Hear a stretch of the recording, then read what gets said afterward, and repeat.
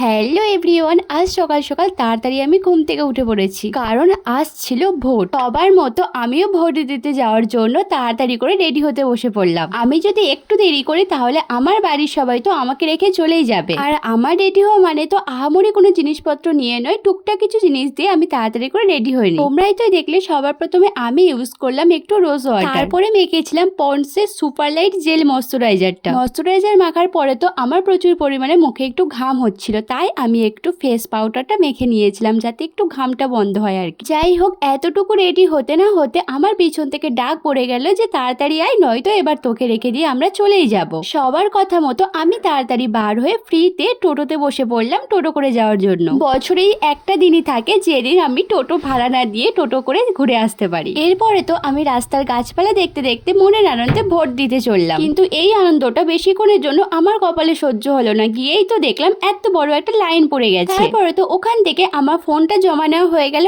আমিও ভোট দিয়ে বাড়ি চলে এলাম। বাড়িতে এসেই তো আমার প্রচুর পরিমাণে খিদে পেয়ে গিয়েছিল, তাই আমি তাড়াতাড়ি করে খেতে বসে পড়লাম। আরে আরে, তোমরা কি করছো? তাড়াতাড়ি চ্যানেলটাকে সাবস্ক্রাইব করে দাও।